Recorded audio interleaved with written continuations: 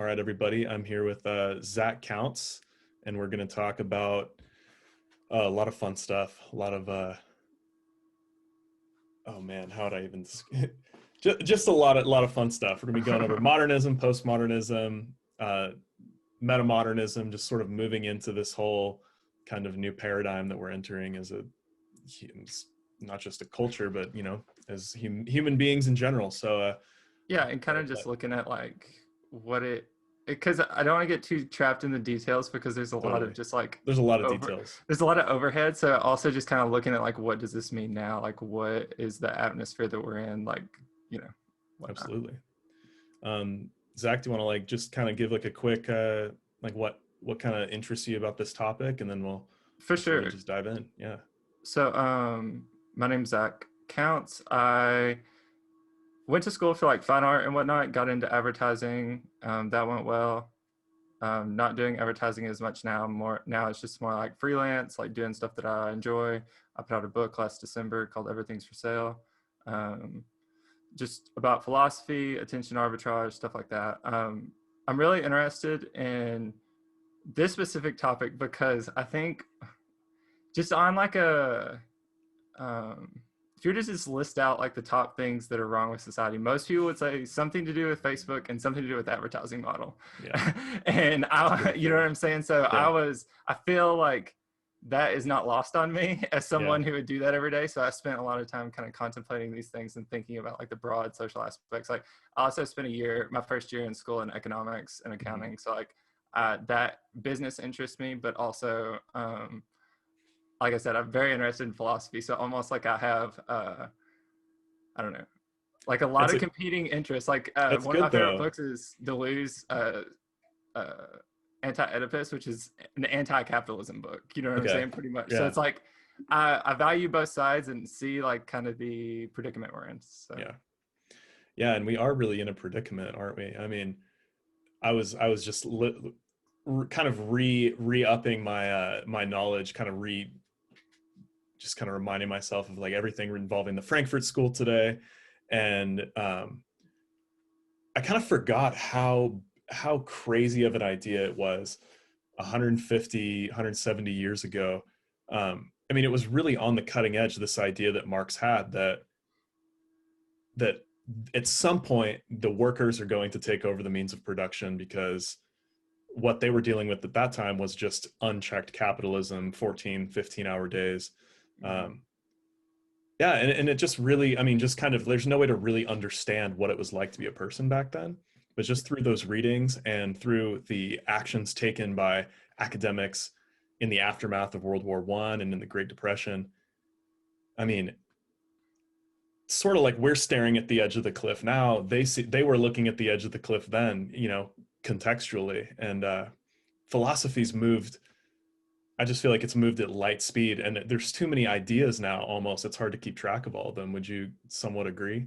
I'm somewhat more pessimistic, and that because I think it's so hard to not keep up with it, then that means that there's not that many good ideas. And that's so true. I think like only like one or two really stand out to me, and I feel like most things are kind of echoes off that. Like, so for instance, like I think barring any like ontological like specificity that isn't fucking important, besides for philosophers that are going to read the publications that only like 100 or 150 people read, like I think you have like strict materialists, and then you have these like ghost postmodernists that people are fighting, that it's like so like Slavoj Žižek, Bruno Latour, like they're like these proto-Marxist. You know what I'm saying? Like Slavoj still calls himself a communist. Right, but Slavoj, like he cancels himself out a little bit, and it's something I find so confusing.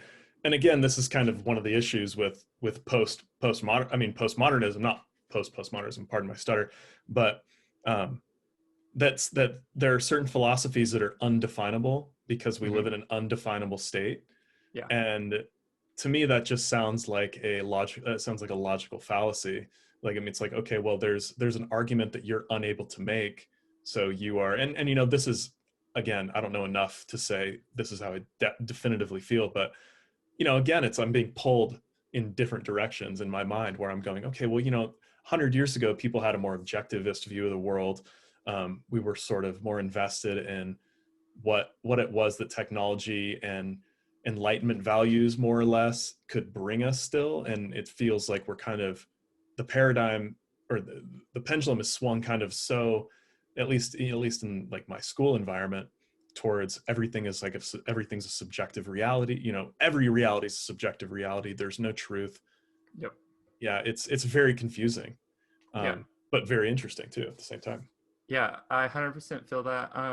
I think I like the idea that you said of like swinging back and forth or something, because I think, and that's one reason why Anti-Oedipus is one of my favorite books, because Deleuze and Guattari, like, they describe it as schizophrenic thinking, and they're looking almost like, are you familiar with like Foucault and stuff? Almost, yeah. So it's like, you can break down all these things to such a like macro level. You can say like, this is like almost the Hegelian idea of like progress. Like, this is how things are. Like, objectively, less people get sick today than they did 100 years ago. Things are better. Like the Stephen King current view of like, you know what I'm saying? Things are okay. But then there's also the 100% subjective. So you like, and both of those are completely valid. And so I feel like it's like everything else.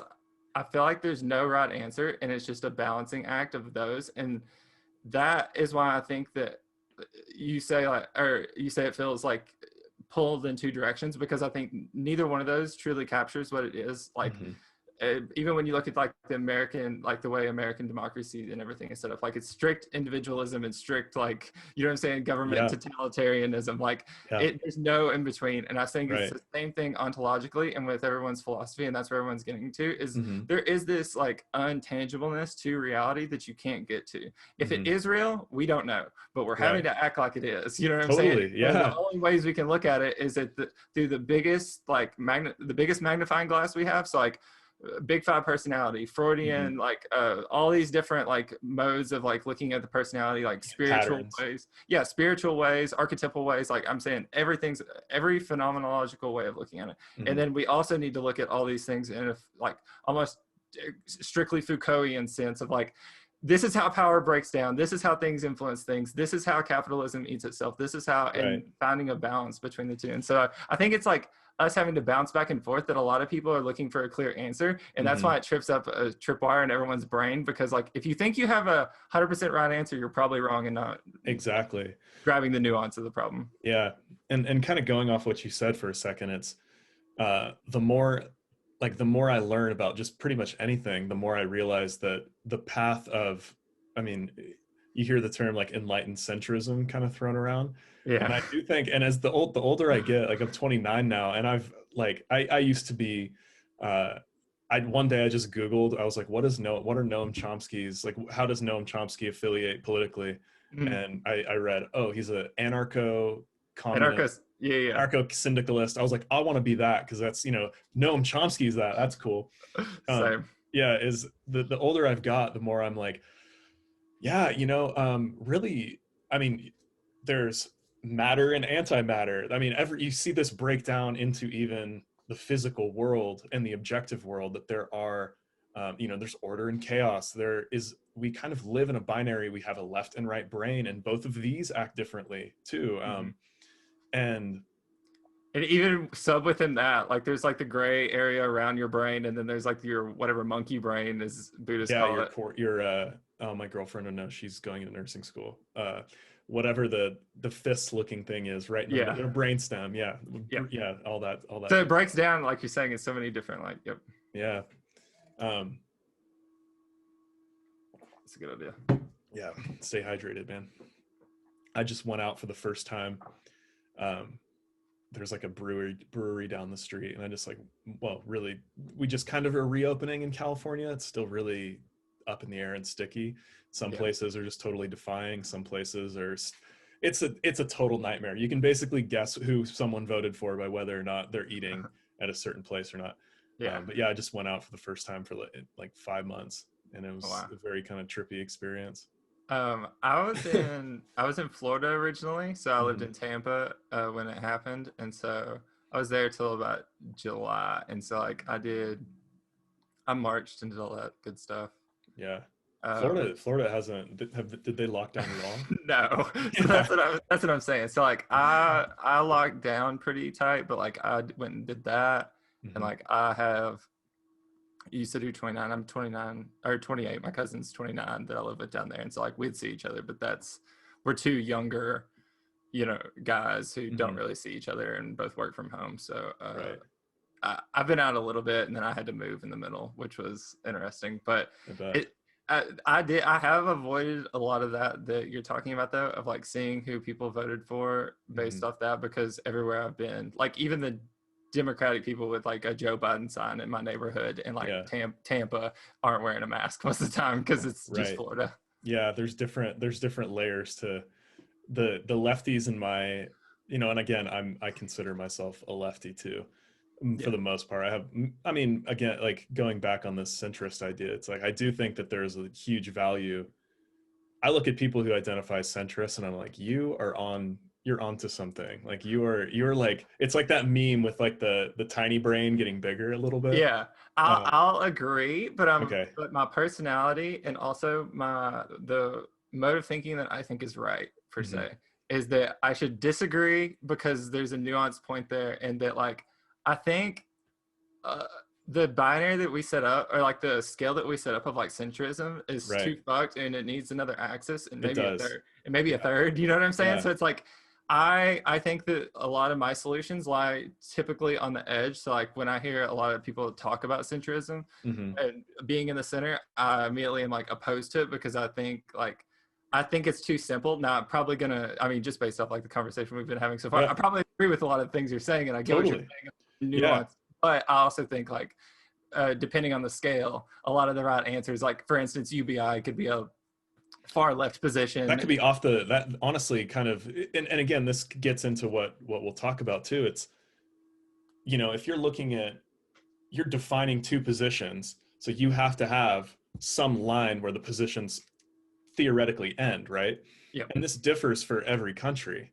um, you could say that there might be, I've never looked, I'm actually curious, I wonder if they'd have a study that would show, like, plot out how left or how right the right and left parties are for different countries, because I'd be really curious.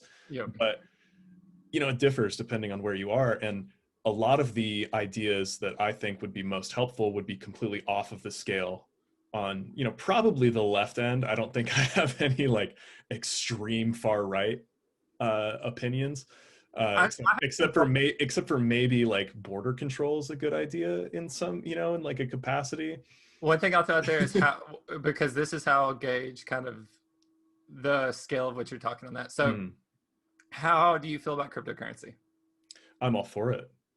How large of an impact do you think it's going to have on our banking system, and what effect do you think that's going to have on the government, and how do you feel about that?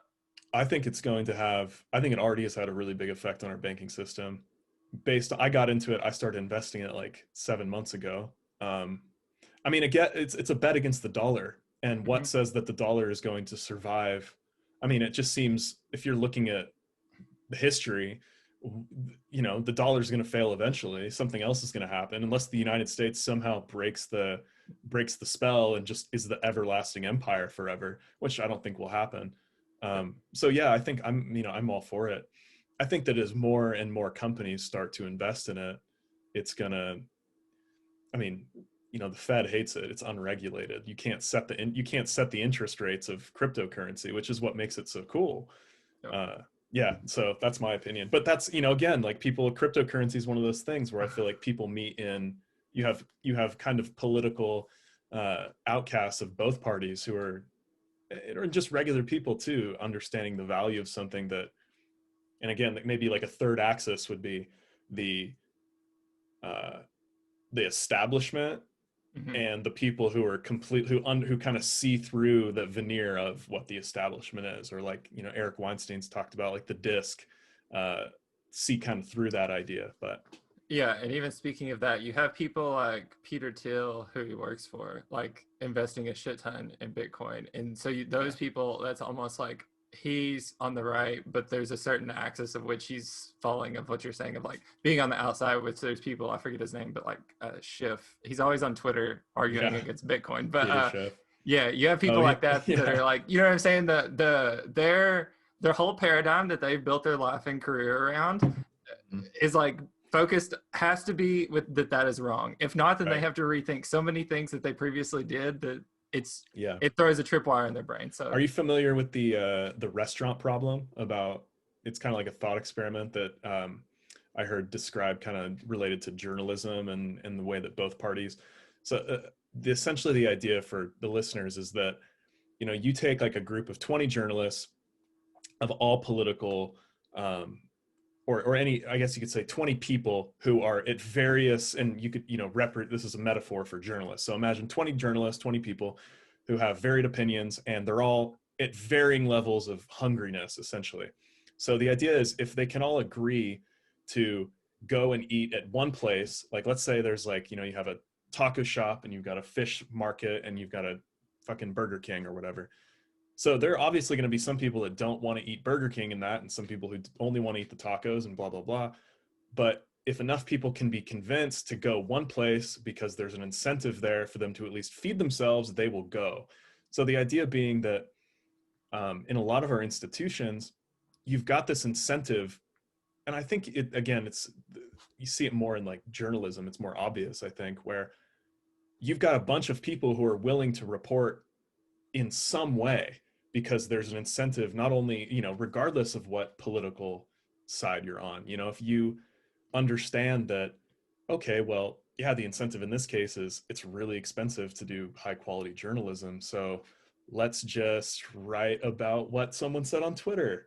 That's a good way for us all to make money, isn't it? And so that kind of becomes the new norm, and people are willing to make sacrifices that in other cases they wouldn't. yeah.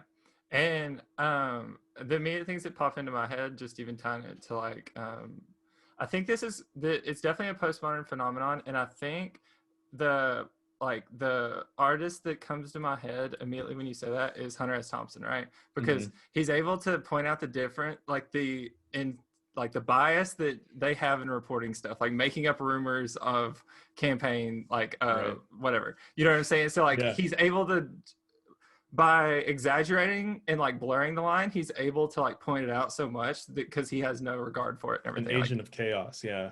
exactly. So I think like even just conceptually, a lot of people shit on postmodernism, but like, you know what I'm saying? That's 100% purely ironic, chaotic, you know what I'm saying? Mm-hmm. Like juxtaposition, that's all postmodern tools that like is being used to critique like the capitalistic society while also Totally. being outside of it enough to like leech off of it, but not like There are human. values, real values in that too. Yep. And I, Yep. I mean, I was, this is going to sound funny, but when you were talking about that, I was thinking about how, in like a very strange way, it's like no one was really before 2016. People were, I was like an Obama voter who was like kind of upset and disenfranchised with Obama and was kind of seeing it in the same light as Bush, and then kind of going back and just kind of seeing everything in that same light. Yeah. And so, in a strange way, Trump was like, uh, like, what did he say when he was debating Jeb Bush? Yeah, Jeb Bush was like, oh, my mother's like, I love my mother more than anything. She's the strongest woman I know. She's the smartest woman I know. And then Trump just like cuts in and is like, well, then why didn't she run instead of you? It's like no one's used to that. And it's like, Yeah. in a way, as ridiculous as Trump is as a personality, he was able to like expose some of the show of it all that we've all gotten used to.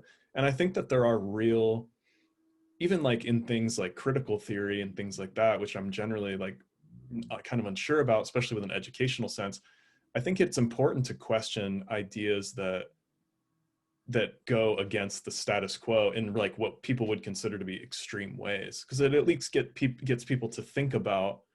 I think it's how you communicate those ideas really that is what matters at the end of the day. Yeah. And there's a lot of good stuff there. And so my mind's gone a lot of different ways, but I 100% agree. Especially, this is something I can't really touch on. Maybe we'll get to it later, but like the education and critical theory, that's such an interesting thing. You know what I'm saying? Like Mm-hmm. I see both sides, I see everything, but Totally. to kind of the point, there's so much there. Gosh, Hmm. How much of that do you, I'll throw it back. How much of that do you feel like is being demonized as like, if you see anything critiquing the system, because people just look almost at like anything that critiques like major structures as like that feeling you get when you mention critical theory. You know what I'm saying? Like Right. like almost like 100% subjective reality. So like, I don't know. How do you feel about that? Well, I mean, I guess I'll look at it through like an educational mindset, because that's more like where my understanding is and context. And I think it's really hard to say, well, again, it's really hard to figure out what is objective or not. And I think it has to start somewhere around there with certain things, not everything. Actually, this sorry to interrupt, Go but ahead. how do you feel on, just to go straight to a point, how do you feel about objective reality? Oh man. Well, it exists in, so culturally, there are, I think, objective patterns of success for the most amount of people. So like, here's an example, and because objective reality in the sciences is much different, I think, than it is in figuring out how to live a life with other people. There was a anthropologist I was reading about who um, went to some village in Brazil, or in like some, in the tribe in the rainforest, and it was their custom that if a woman like sleeps with another man outside of marriage or something, and I think it was polygamous to a certain degree. But anyways, so if a woman were to sleep outside of marriage with a man, then essentially the entire village would be entitled to rape this woman. Wow. And he witnessed this and like tried to step in, because in his mind it was like, oh my God, how could this, like, Yeah. how could this be? Um, and she and the other villagers, it was like there was a religious aspect to it too. So and that's complicated, because as soon as, if you commit something that you think that you understand as a sin in your culture, but then the religious atonement aspect has like a sort of like, violent and uh like what we would consider like a horrific, like all like a horrific act, but there's got this like aspect and layer of religious atonement on it. People were like stepping in and saying, no, you can't do this, like, what are you doing, this is what we've always done. So clearly, I think that wouldn't work in a large multicultural society, even if it works for a small tribe in that situation, and it's accepted in one or more ways. Not that it's right, but not that it's entirely wrong either in that sense. To us, it's extremely wrong, but even the women in this guy's account were like saying, no, this is what happens when you do this. This is something we all accept, essentially. Yeah. So it's a difficult question, this subjectivity versus objectivity, because I think it kind of relies, like, you have to make value judgments at a really large scale. And I think that we've actually done, like, our system, for all of its flaws, has done a decent job at figuring out those issues. Um, but again, nothing's perfect. Yeah. And I agree. Um, I fall more. I tend to like speak more radically instead of. I think the trap we all fear falling into is like a mind virus, right? Of like viewing things too big through one lens. Like I think that can either be like radical critical theory, like, or you could go full Ayn Rand. You know what I'm saying? Totally. Like, Yeah. so I think both of those are equal mind viruses, and I think we're The all, libertarians who just want every single road to be privately owned.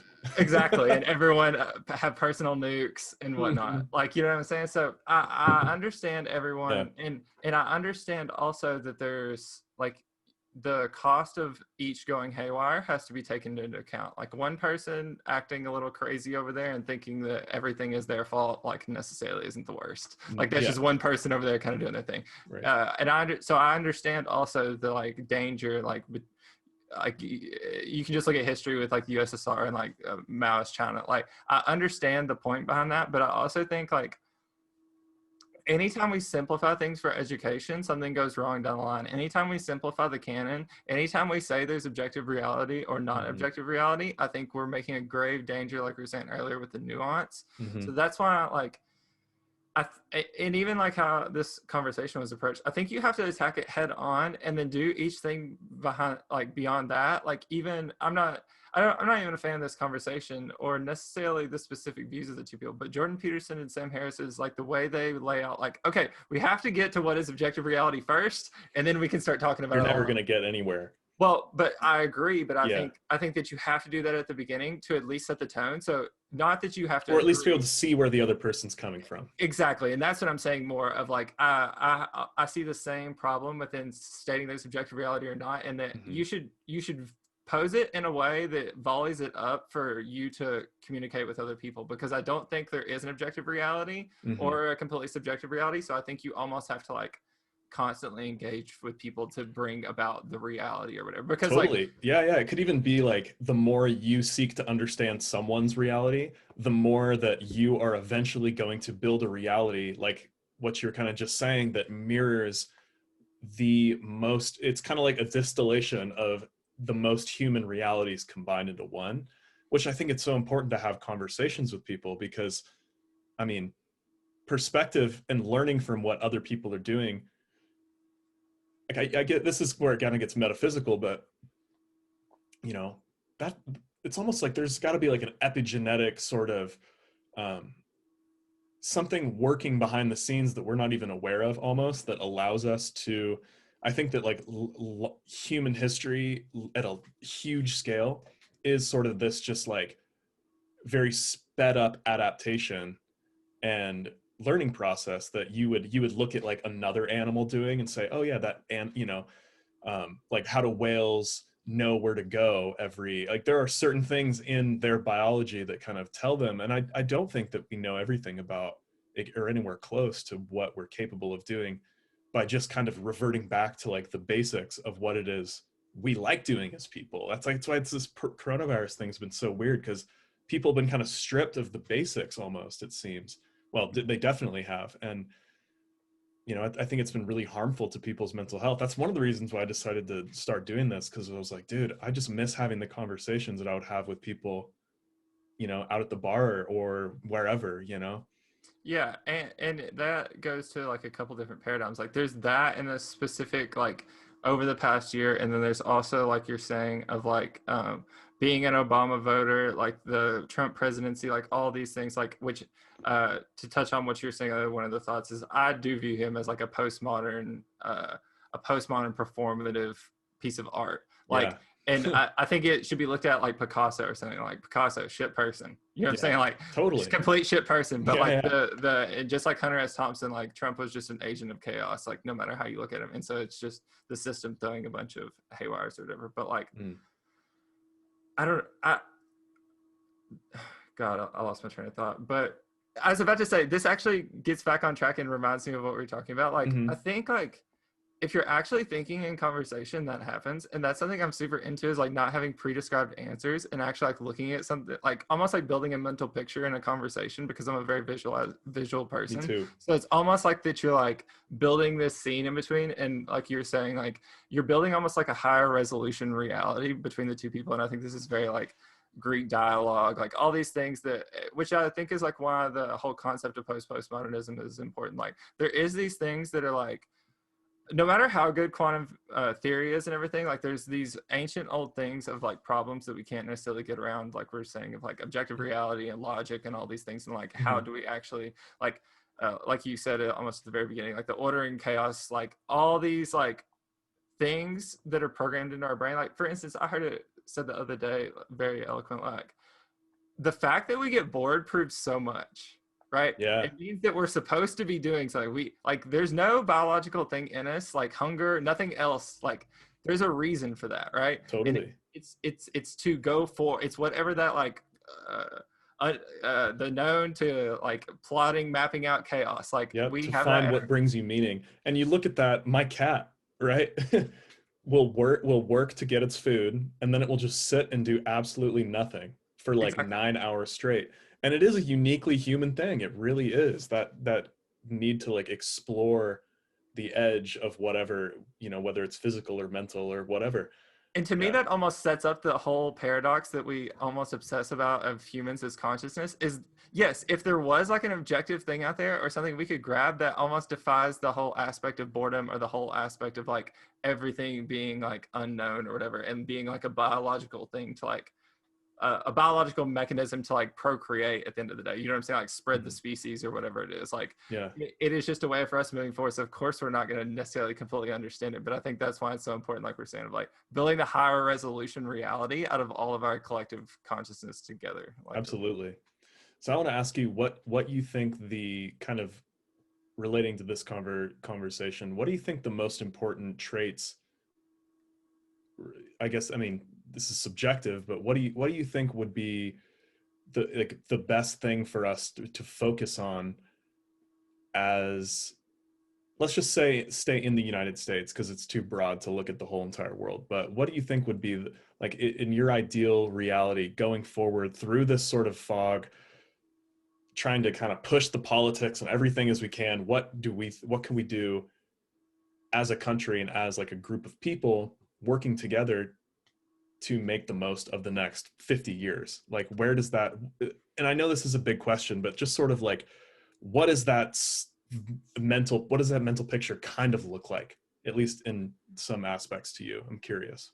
I think it goes to exactly what we've been saying, but like but it's hard because it's going to be a paradox, right? So like I think the two things are almost like, you could broadly put it almost as like education and craftsmanship, which doesn't necessarily capture what I'm saying per se, because even behind craftsmanship, I'm really talking about like the inherited sense of like merit and stuff like that. Like there's a lot of, because if you're saying specifically, even because I could argue this in a lot of different ways, but like if you're looking at the United States, which I would argue is what's best for the world, right? You know what I'm saying? Like if we collapse, I think that it's like USSR and all that stuff. Like I think there's going to be a human damage that is like super untold. You know what I'm saying? I agree with that. It's important that we exist. Yeah. If not nukes, you know what I'm saying? Mm-hmm. So if we do fall, it should be graceful, and it should not be a crash, and there should be no one with like heavy fingers at the wheel or whatever. So yeah. Like I think the way you do that is you actually, like, I think you can't, like for instance, you can't have subjectivity in science. Like there's certain things that you can't have subjectivity in, that people have to like, there's things that work or they don't, like engineering and stuff like that. And so I think the more we build, like, and those are things that have long term. And so my point, the short answer is I think innovation, right? Like I think that's like, but it's almost like you have to deconstruct that of like, how does that come about? And I think it's like creativity, the spontaneity, like completely subjective, like having a crazy idea, and the like like I was saying, craftsmanship and merit. Mm-hmm. So my point is that we have to get better at creating things, and like 1 + 1 = 3 for real. Like the Model T, you know what I'm saying? Like changes everything around the world, but not even that. It literally makes human civilization better. Mm-hmm. You know what I'm saying? I get that it has climate change and everything, but like it was essential for the time, right? Right. Like so things like, even as weird as it is, and as weird as nuanced subject this is, but even like a vaccine, like the innovations that happen there because we are forced to, you know what I'm saying? So it's like, I think things like that where we have to like, rubber meets the road, but also genuine creativity and like spontaneity, like Tesla, Einstein, right. You know what I'm saying? Like these type of thinkers that are like, we almost imagine that they can't function nowadays, but I think that's the reason that like they're needed and they're going to appear, or they're going to, and I think that's why you have like us and just a ton of other people connected around like Eric, but just more in general, the intellectual movement. It doesn't matter how qualified these people actually are. If you think like, you know what I'm saying? Like you can argue, like I said, Sam and Jordan earlier, like you can argue the individual merits, but the whole fact that people are looking for this like higher level of education mixed with this higher level of craftsmanship, like I think is like the direction or whatever that we're naturally going, but I think it's like what we need or whatever. Yeah, I totally agree. And I think too that there needs to be almost more incentives for these types of people to, and this kind of goes, you know, just as a touch on economics, but like my grandpa, for example, was able to like support a family pumping gas at like a Chevron station, you know, and then he like rose through the company. And I'm not saying that like people once we have something like, let's say we have something like UBI, right? Well, I feel like those creative types who have that crazy idea can risk that, at least trying it out. I think when we have more people in the market putting their ideas to test and trying to collaborate with people with a little bit more money in their pocket to be able to take those risks, we're going to see a lot of innovation really quickly. I mean, even things like the way that Substack is changing journalism is really interesting. Yep.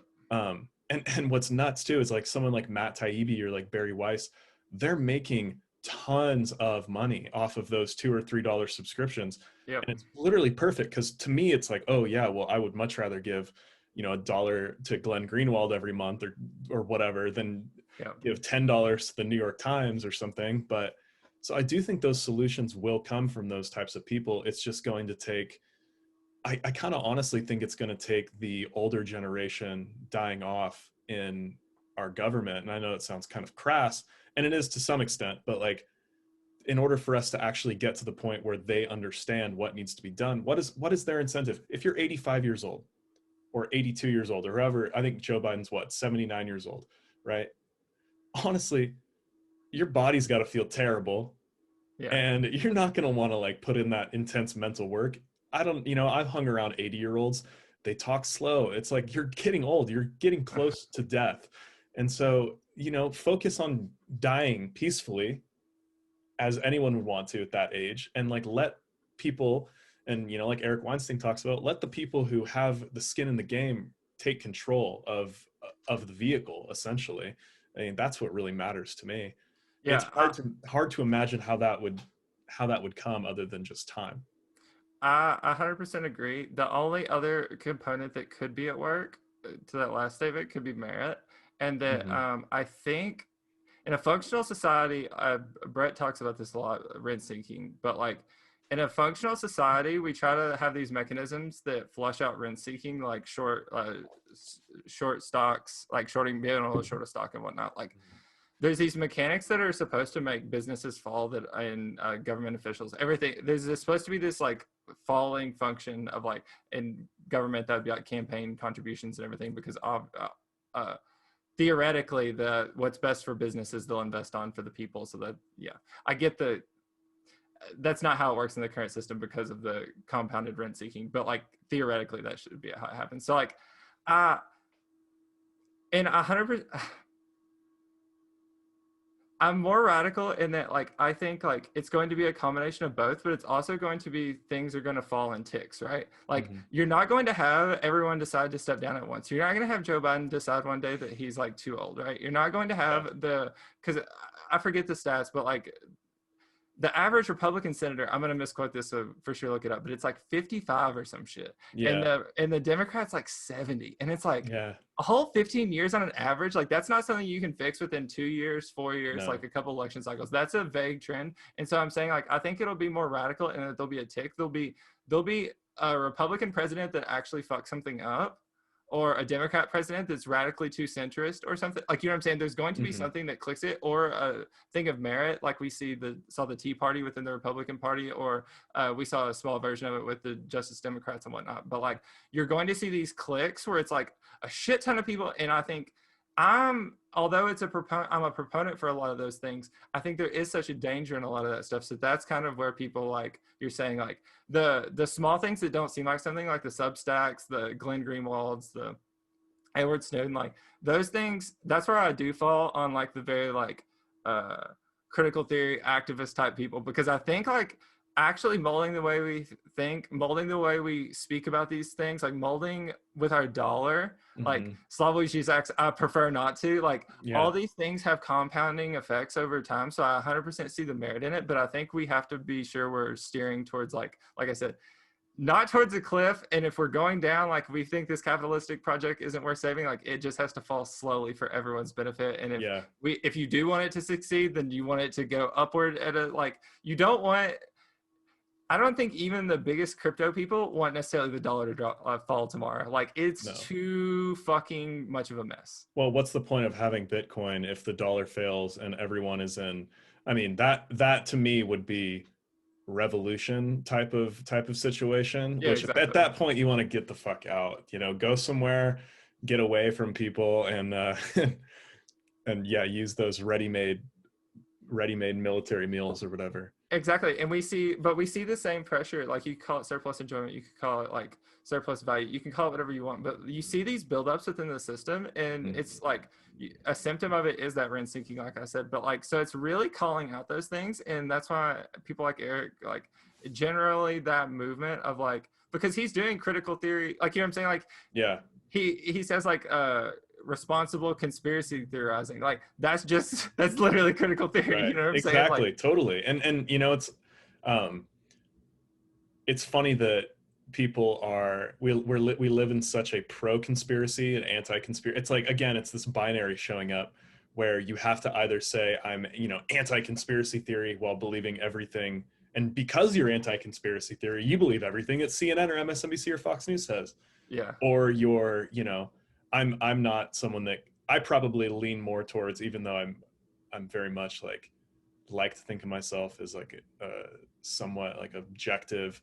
I mean, at this point, and I think this last year and a half has shown a lot of people that you can't really trust kind of anything you're getting these days. And that doesn't mean you should just go to the other extreme option of saying of QAnon or whatever, but you should be somewhat skeptical of everything. And yeah, I think what Eric is doing is, and for the listeners too who don't know, Eric Weinstein is who we're talking about, and fantastic thinker, really, honestly, like in my eyes, one of the most important minds of right now. And but you could almost throw Joe Rogan in there too. Like, you it's don't just have to people be who think, people you don't have who to be are, a genius yeah, necessarily. no, you don't. And that's kind of the sad reality of right now. You just have to be willing to sort of cut through all the noise in a way that is a little bit, and like what Eric does, and kind of this idea of what do you say? Responsible conspiracy theorizing. Responsible. Yeah, it's true. I mean, conspiracy theories do exist. I mean, there's nothing wrong. I'm reading a book on Area 51 right now, and yeah, there's a lot of conspiracy theories and all that. I mean, we were recovering Russian MiGs throughout the 60s and 70s, and we were flying them around, and I mean, all sorts of other crazy shit that we denied for years and years. And I think one thing is important because, and this is the point that could operate on a lot of paradigms, but like at a certain point, you have to ask what you're putting in place. So Right. like, if you're destroying your objective reality and anything that the government says and completely having to spend your full day questioning everything, like, what are you really getting out of that? Like, it's almost like the people that like see Christmas as like a completely Christian or capitalistic, like they like, you can critique it from so many ways of like a problem, but it's almost like, what are you doing not if you're not on Christmas? Like, you know what I'm saying? Yeah. If you're not celebrating Christmas, then you're just like, it's a normal day and now you just took away one reason to celebrate. So eating at a Chinese restaurant. well, yes, but to me, even that is like celebrating, like, you know what I'm saying? Yeah. You're still like, even It's though you're sad. not, you're still doing it. So you're Yeah. using it as an excuse to go out and celebrate. So that's my point, even behind like the conspiracy theorizing. I think the point is that you shouldn't like, you should realize that there's a certain amount of lies that just have to be told for like public good. And there's also a certain amount of stuff that you just like can't understand because the information is not there. So like, right. you should engage critically and stuff, but I think this is the most important thing, is to realize, like, humble yourself and realize like, yo, I'm not that smart. Yeah, 100%. You're not. Well, and it's like, we're governed by a lot of what we're, I was listening to a podcast on deep work, and because I'm trying to just, probably the same one, Probably. Yeah, Lex Friedman. Yeah. Just because I'm trying to figure out, I'm trying to figure out how to like narrow down my interests and make the most of them. And you don't realize how governed by other impulses you are until you sit down and you actually are like, oh wow, I pick up my phone 100 times every 4 hours. Like, it's mind-blowing. Yeah, that was something that deep work, I watched that podcast, but something that really got me into the habit of that was Buddhism and meditation and everything. That got me like, absolutely, which is semi Sam Harris is doing, because but like not, actually, I think Russell Brand was the first time I'd heard of it. Like, I read one of his books, but like hearing someone like Sam admit that, like, okay, like factually, like whatever you're going to take out of it, like whatever objective, like hallucination, like it just makes you more calm. Like it makes your brain not like tense up as much. So I was it's really important. And I want to ask you, so I see this like mindful, this kind of like movement towards like a atheistic mindfulness as being like really profound in a lot of ways, but still sort of lacking a lot of like I guess, you know, like Nietzsche says God is dead. He makes that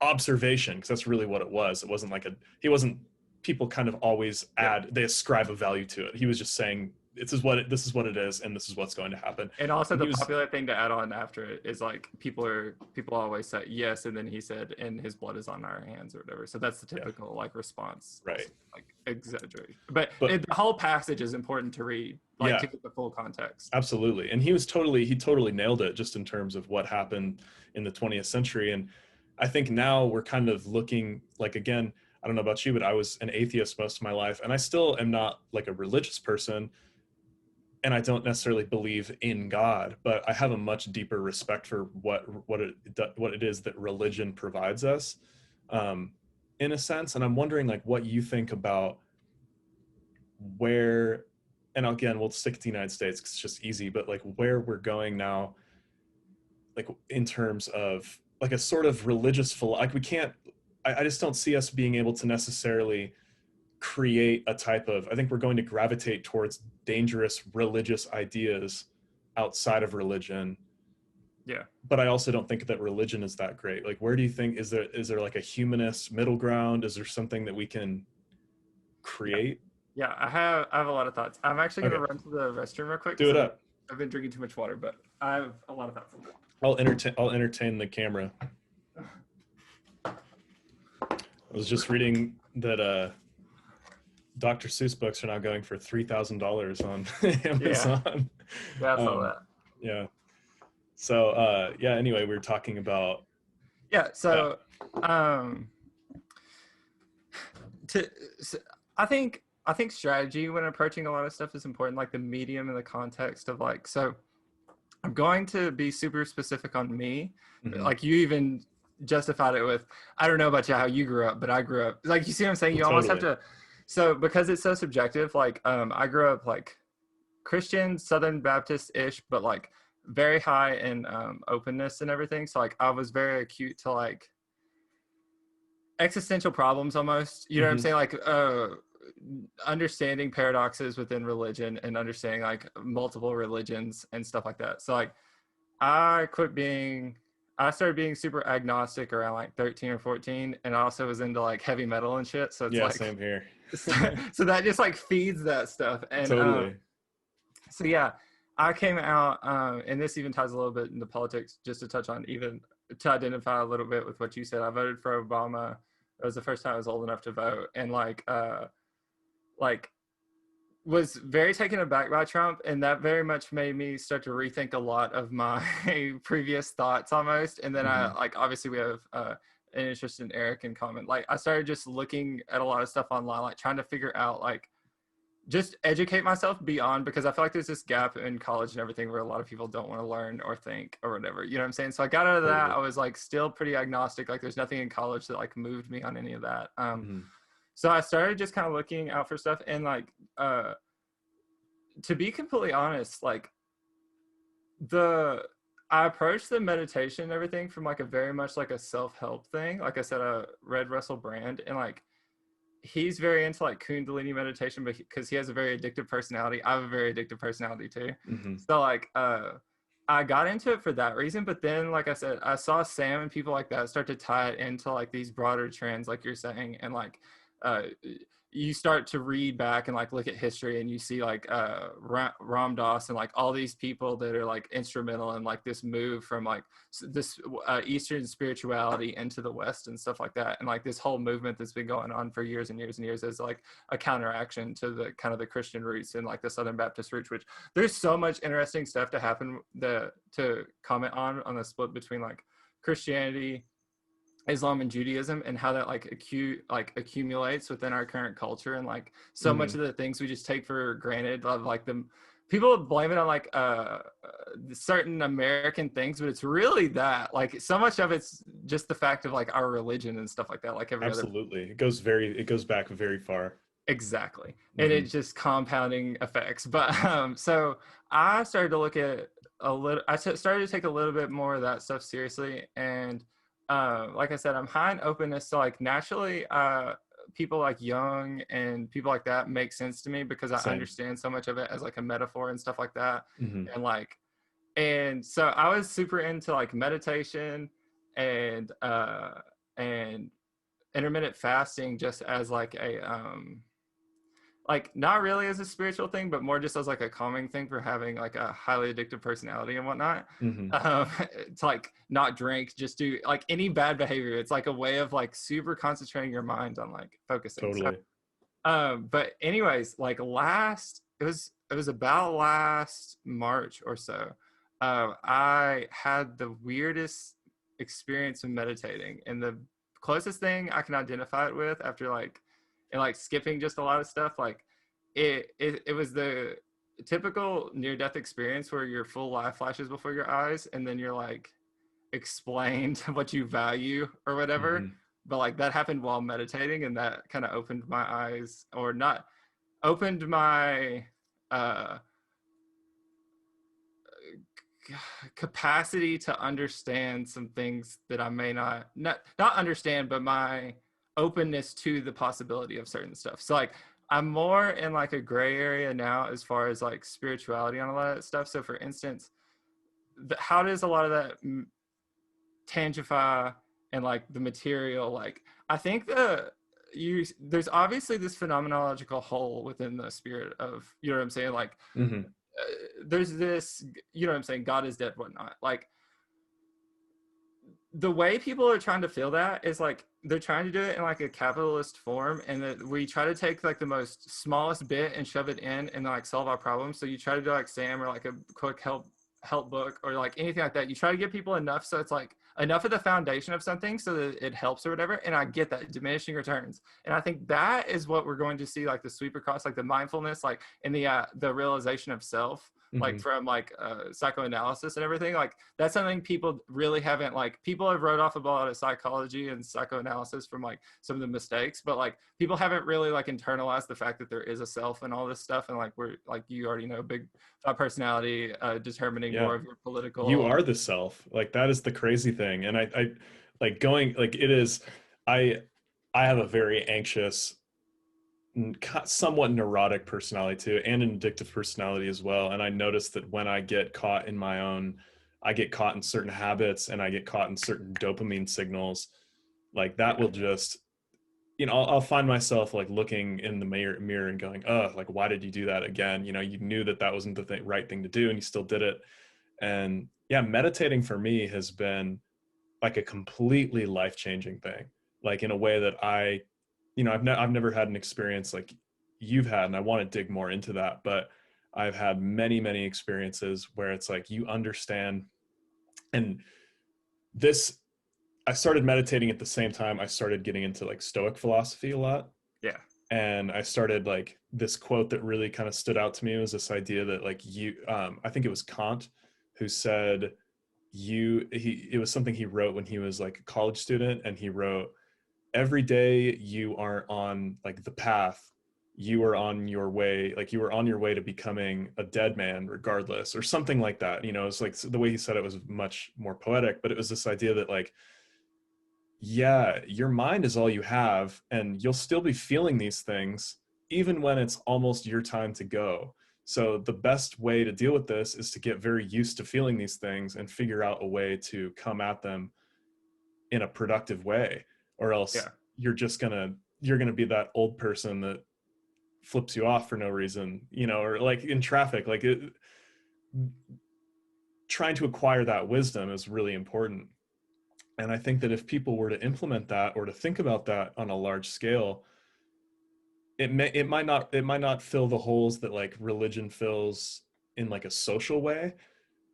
Like who knows what would happen then, but like it would at least give people the tools to be able to deal with this new sort of reality that we're living in a way that they could at least understand, like, okay, when you're feeling this, it's like, okay, take 2 minutes and just focus on your breath, that kind of thing. You know, it's that easy, honestly. Yeah. So, are you familiar with Daniel Schmachtenberger?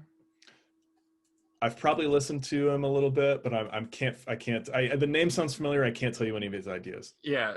So he had a recent talk with Bert Weinstein, which is super good. But he's molded so much of my thinking.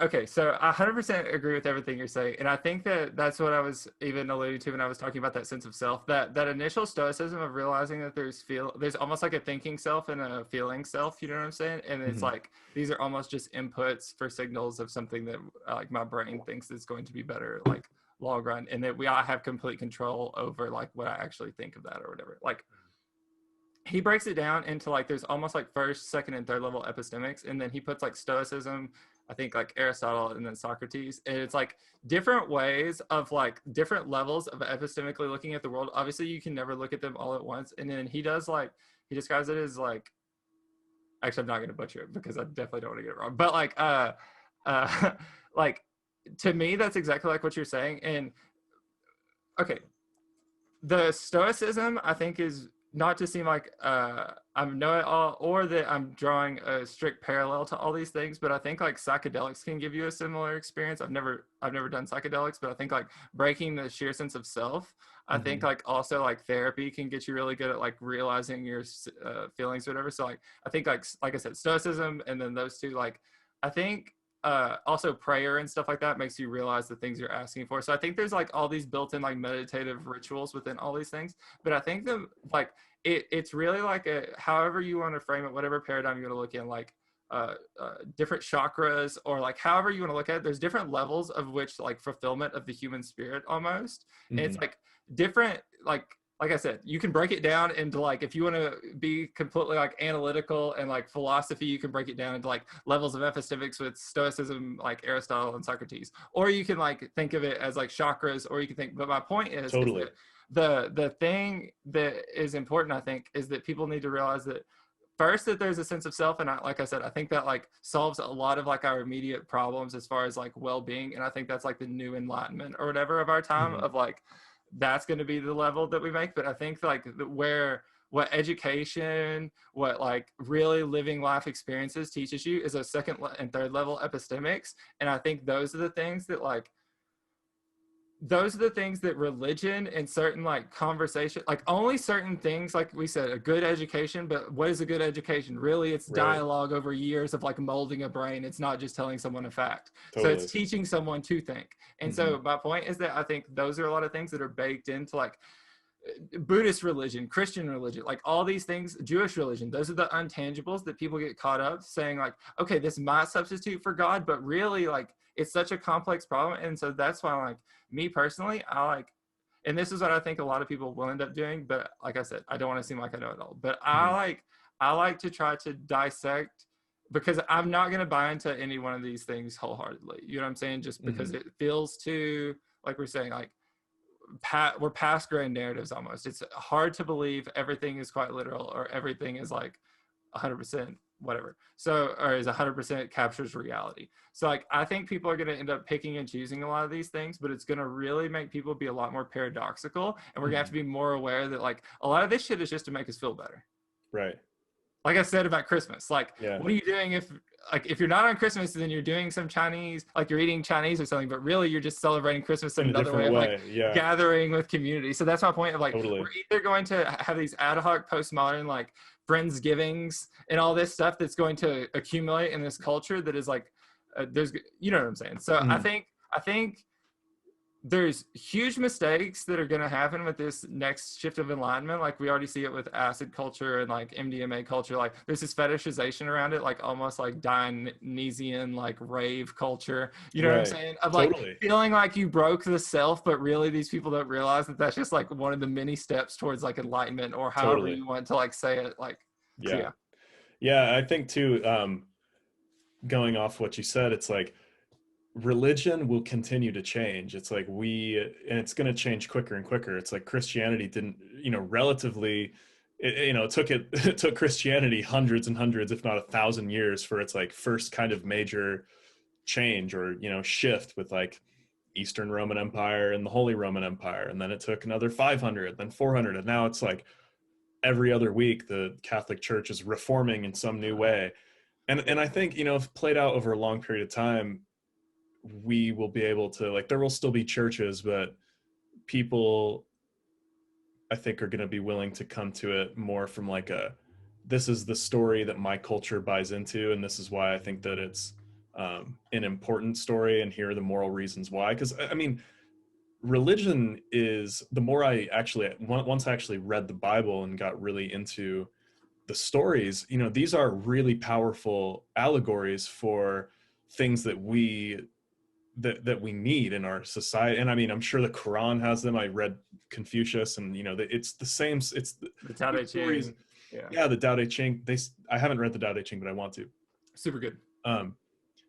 But they kind of connect all together. It's really beautiful to me. It's like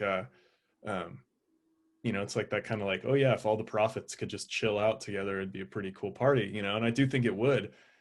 And I think too, it's like people, and this is where I think that the psychedelic thing kind of plays into this too, where for people to actually feel what religion gave them maybe like 400 or 500 years ago, psychedelics can sort of help to like hurry up that process. But just taking them like flippantly and treating it like every time you like it has to start first with your mindset going into it, and like what you're doing already to keep your brain activated and grounded in who you are. Like, even like, you haven't done psychedelics, but just based on what you're telling me in our conversation so far, you would probably get a lot out of psychedelics given a specific, like, with people that you love, or with like in an environment that you love. Like I've only done mushrooms, and the only times I really do mushrooms are like when like my friends and I will all go camping together or something like that, and it's just like, it's cool because all it really is this, I don't feel like, whoa, you're seeing like some reality, like you're seeing some crazy reality, like no one will understand you now, anything like that. But it's more like just this, I see my friends throughout their entire lives, like as kids and who they are now, and like it's just like a kind of overwhelming sense that like they are just flawed people like you are, and it's kind of like a comforting feeling. Something I wanted to throw in, I wish I could remember who said it, but and it goes exactly what you're saying, but it's just a metaphor of it. Like psychedelics, if meditating and everything is like climbing a mountain, psychedelics is like taking a helicopter and dropping you off at a certain point. Yeah. And so like it is, and very much once you get there, it is like, how well do you climb? Right. You know what I'm saying? And are you going to fall down? It's like you're saying, like, what's your mindset when you get there? A lot of people can like even like get there and then just hang on. A lot of people get there and then fall down, and a lot of people get there and then can take it running. It can be really harmful for people too. It depends on your person, and I think it totally depends on your personality type. Like, there are people who have had their minds rewired in a way that is close to schizophrenia real quick by taking too much. So I don't, again, when anything becomes too popular, there's always like a little alarm bell kind of goes off in my head. Yeah. I draw the same parallel as I do to the saying there's objective reality. Is my problem with psychedelics is it gives people a false sense that that's like the transcendence. The transcendent, yeah. And I don't think, I think that's semi-harmful, but I also don't think like getting people to that level isn't necessarily a problem. And even to what you said, like, I'm actually planning on doing mushrooms or acid or something at some point. I for some reason I wanted to wait. Like, I made it past college, and then in my mind I just always thought, oh, I'll wait till my brain quits growing. And, like, you know what I'm saying? Like, I'll wait until I'm like past 27 or whatever it is. So like I'm past that now. So I'm like, I'm gonna do it at some point.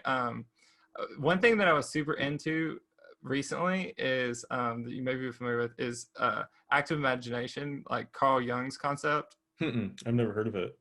So like, I mean, we use the term active imagination super like loosely or whatever, but it's pretty much the concept that like whatever, it's almost like a form of meditation, but I mean, it is, and he was super into like Eastern religion, yoga, and meditation, and everything. But like, pretty much there's these thoughts that pop into your head, and pretty much you just take one of those, and it helps if you're a visual person, but whatever.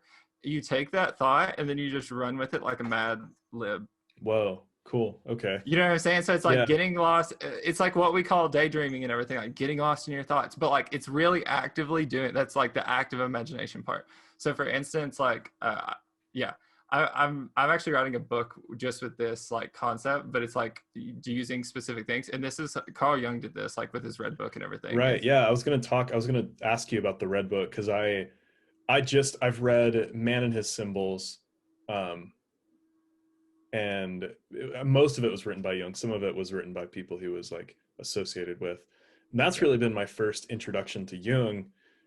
I kind of, like a lot of people, thought of him as like sort of pseudoscientific until I started digging into it and then realized like just kind of, first of all, the dude is like Nietzsche level smart. Like it's just insane how smart he is. And then I just a couple weeks ago was looking at the Red Book and it like piqued my interest. And so from what I understand, and feel free to elaborate on this because you probably know more, but Jung kind of went through a period in his life which was like a sustained dreamlike hallucination while he was still working and seeing his patients, but it was just like was it this technique of active imagination that he was using to kind of crazy.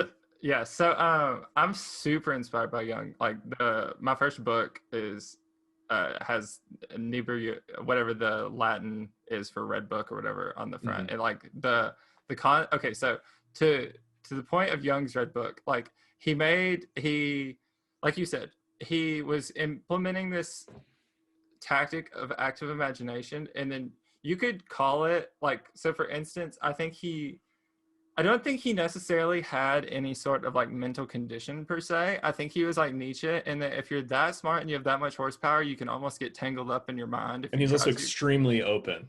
Exactly. Yeah. And so the point is that sometimes he felt like he could be going in circles with himself, but he would be doing it on purpose. And that a lot of the material that people judge him off of and stuff is stuff that like was adopted after he was dead and stuff. And like the Nazism and whatnot, like supposed, obviously not. Like, yeah, he wrote extensively about like warning people against blah, blah, blah. Like he's I don't know if you're familiar, but like he claims to have had a vision of like seeing World War II in the future and like warns everyone against like whoa.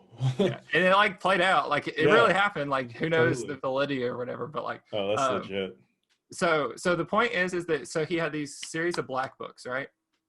And that's so he would write down these like stories, right, of these like experiences he would have, and he would also like these active imagination experiences or excursions or like almost stories he's building in his head.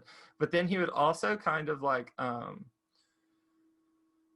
he would trim them down and like almost like make commentary about them. So he would be analyzing them as he's going through this book. So it's almost like he's having a therapy session with himself through this black book. And then he distills down 7 black books to 1 red book, right? Whoa, and so it's like the key amount of stories that are like, and it's the him like recognizing these things too, right? Like, you know what I'm saying? It's like him so it's like the stories and him commenting on like a third person. Crazy. It's like a dialogue between his two, the kind of like the emotional and that's crazy. Exactly. That's and cool. Even more so, he paints these super detailed paintings over years, and like they're huge in the book, and so they take up like full things, and like all the lettering is done in like old manuscripts, so he does it like it's an old fashioned like, and so he hand draws all the letters and everything. And so he's capturing like very Van Gogh like what he feels and what reality is in one, but he's doing it across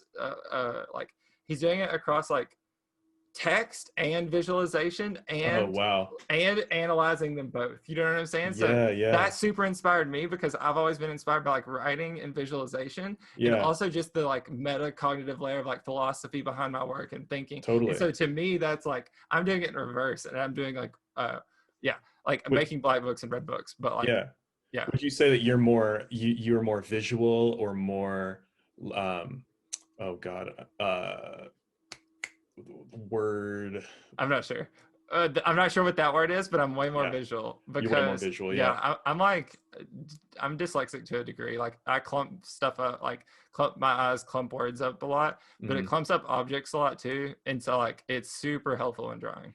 I was reading about remembering and memory, and and maybe it's just because I smoke too much weed, but uh, I always feel like my memory every time I have a lapse of memory, I'm like, oh, it's because you smoke too much weed. So Same. yeah, I'm trying to figure out how to remember things better. And this idea, are you familiar with the idea of a memory palace? No.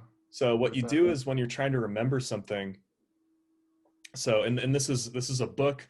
I listened to a podcast and read some of the articles. This guy who wrote the book, I still need to read the whole entire book, but he was talking about he was a New York Times reporter, like Boston Globe reporter or something.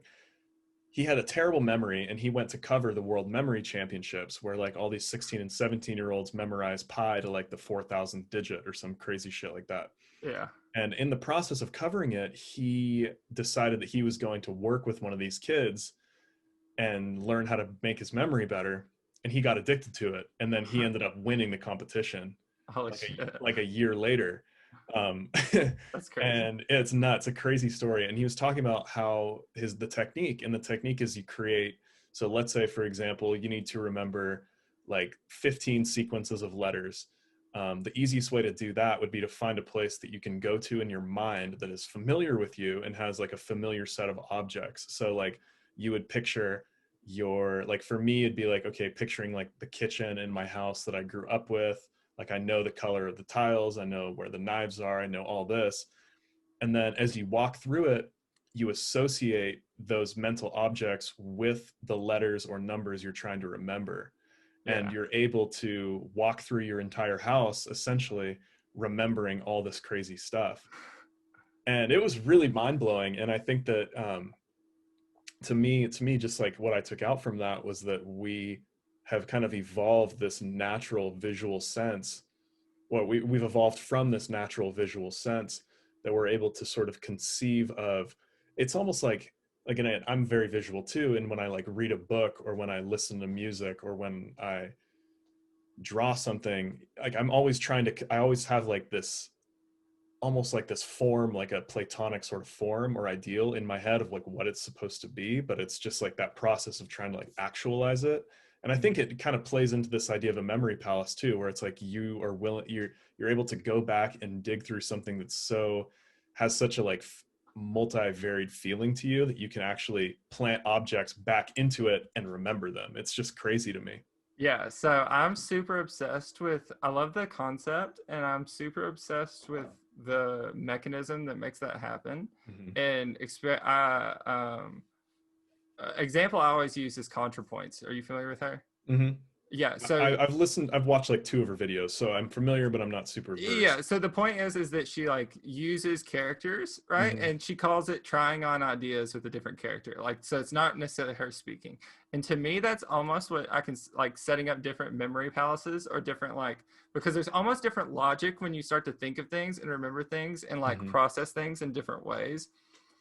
And so like, for instance, one thing that molded the way I thought for a long time was coding, right? Like the basic structure and the like the, you know what I'm saying? Like Yeah. the logic that was in coding felt like it was like the memory palace, and that I remembered things in the way I would like, if I almost wanted to remember something or put something in my brain, I would Yeah. almost transpose it to that, and then I would remember it in that form. And like Totally. if I'm painting a lot, I think of it like objects, like Mm-hmm. geometry almost, and like different angles of something. Like I very much visualize it. So it's super interesting that that person is like making it like they're doing the proactive thing, and then they're making it prescriptive, and they're giving a way for people to develop that, because I think there's almost like some, like I said, the mechanism that's there, I 100% see it, but I love the way that person described it, like put it in actual like a pro Yeah. statement that you can It's like, just such oh, an I can do ancient, this. it felt like such an ancient way of like using your brain, which is what I think is so cool. I think that there's like, I mean, there's a total sort of um like in my small town, I live in like a small town in California, which is near Lake Tahoe. So we get a lot of tourists, a lot of like Burning Man types. And Yeah. I mean, I dig all that type of shit too, but like literally it just, the town like fills up with it. So everything is sacred geometry. Everything is this sort of new hippie, you know, which is like cool, but it's also a little annoying sometimes too. Yeah. And, you know, so like in that community, like it's kind of fetishized a little bit, this idea of like, oh, you know, it's like like they're like, we need to be more instinctual and like fluid. And there's a ton of really good stuff in that idea, I think, you know. Lose yourself in your bliss type. Yeah, exactly. You lose yourself in your bliss, but then, you know, show up late to work when we need you, Exactly. because you're Yep. too in your bliss. But I guess what I was going to say is, how much do you kind of like look at like the role of, like, do you think we're more adapted to like what our natural instincts are in some way currently, or are we farther away from what we would consider to be, because it feels like in some ways we're very connected in negative ways to instincts we have to like look at our phones or, you know, do things socially. And in other ways, like you said, you know, maybe talking about meditation, it feels like we're divorced from like these old ways of kind of thinking and acting in the world.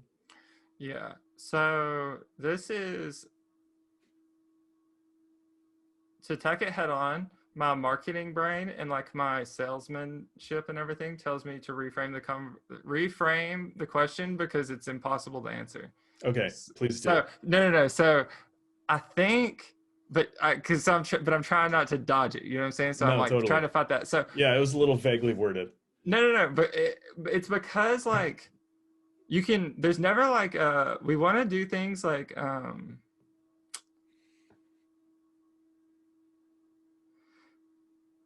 it's impossible to tell so much of the subjective experience that like it's impossible to not understand enlightenment values because you don't like pre-enlightenment values because you don't understand like what things are they connect, like, so when people say like embrace your feeling, like all these different things of like connecting with like reality and all, or like connecting with nature, connect, like all these like different angles that you can look at this like new, like you said, just Burning Man crowd, like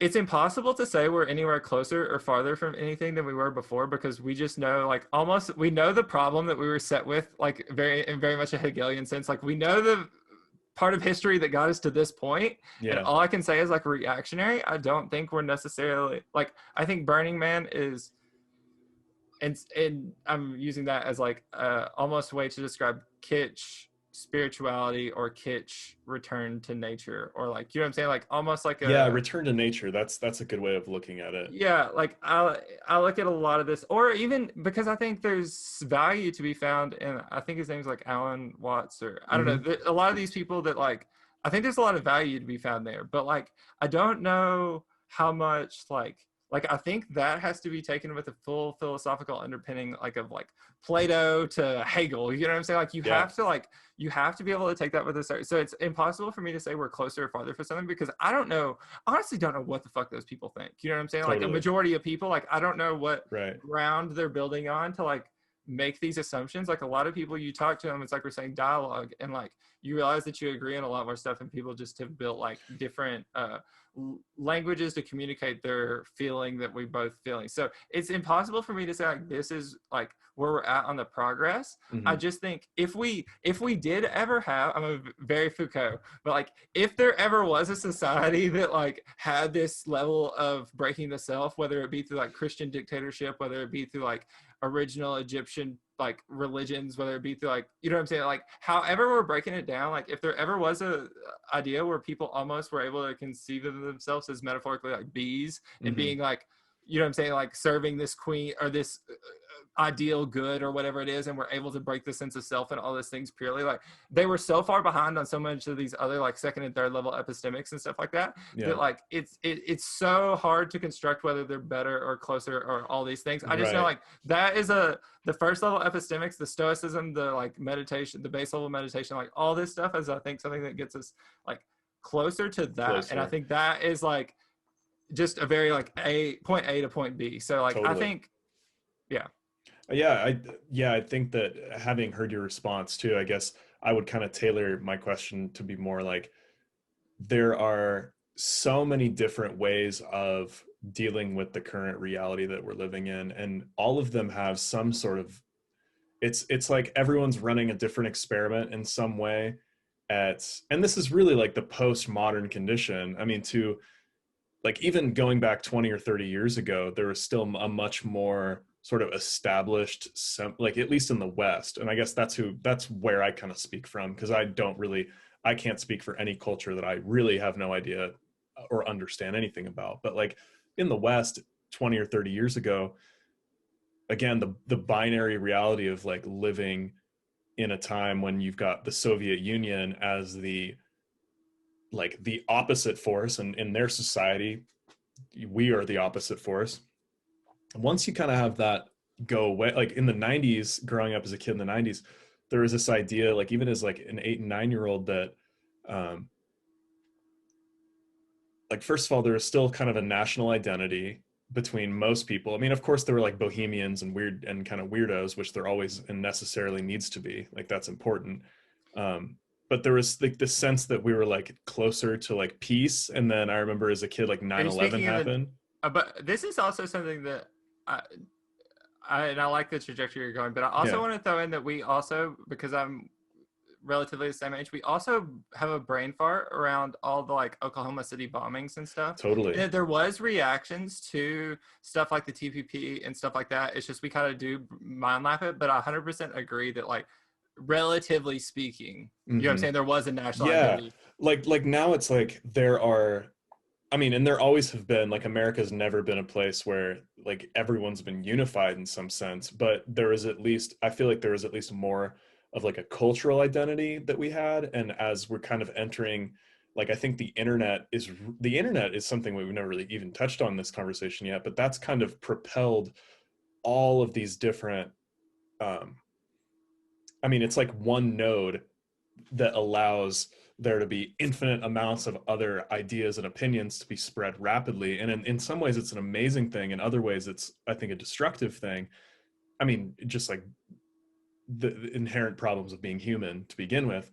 But it does feel like we're just kind of like going to, like I look at again at the Burning Man people, it's like these people are trying to figure out the best reality for themselves and their community. And the way they do that is sort of by turning towards this type, like there's a whole element associated with like, okay, well, there's a type of art that comes with it, there's a type of music, there's a type of family element to it. And it's like from an outside perspective, and being a bartender and serving them, it's easy for me to judge them, but it's also, I'm somewhat jealous of it too, because I think that they're really onto something in some kind of weird way. And I would say the same thing is sort of true about like far right Trumper people. It's like everyone's seeking a community to develop their own version of this new reality. And and I think there's a lot of good threads there, and I'll try to string together something that like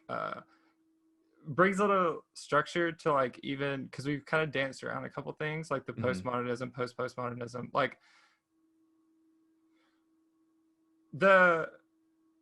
to bookcase just the idea, like I think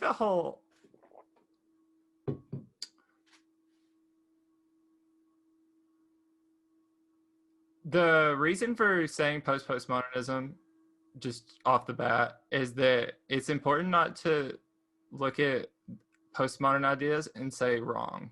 Right.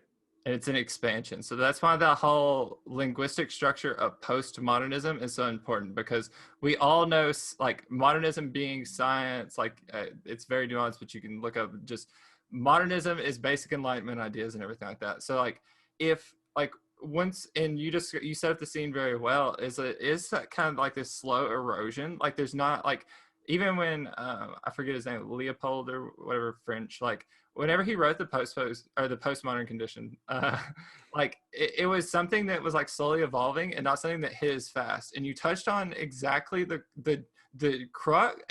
It's the Exponential thinking is what like everyone said, like Elon Musk, like everyone says is the number one like breakdown in our thinking now, is that we don't understand the fundamental things that happen with the printing press, right? Like we don't understand how you could go from like having one piece of paper and having to write it all to being able to write as many pieces of paper as you want, and that pretty much invented fascism.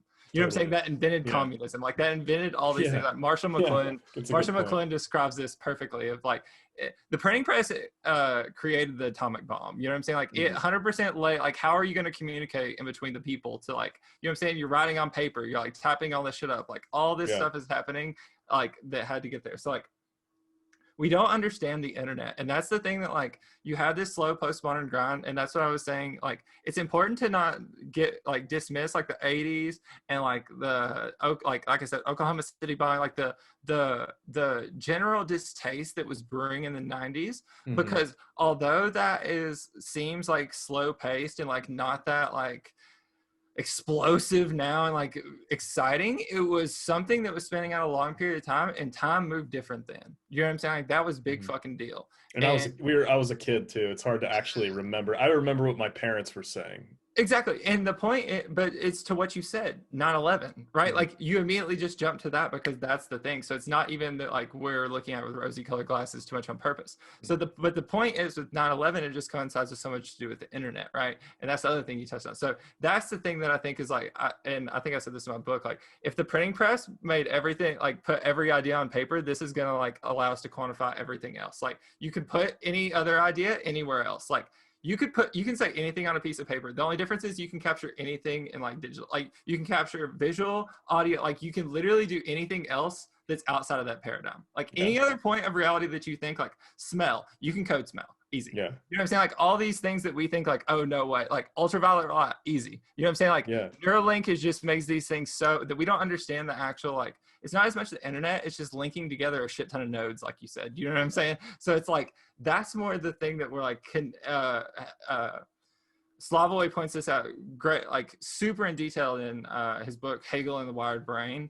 And you can probably use your imagination of like Hegelian synthesis being thesis, antithesis, and then the synthesis of that, which is pretty much the idea of like how computers think, like loosely. And then we are the wired brain now. We are wired into all these things. So we are creating this, like, you know what I'm saying? This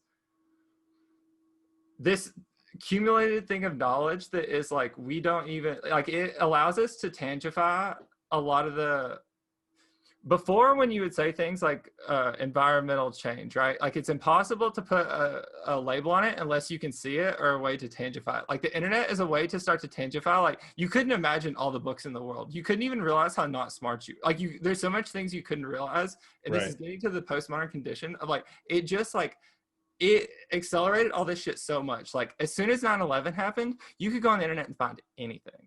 Yeah. Whatever you wanted to believe, you could find it.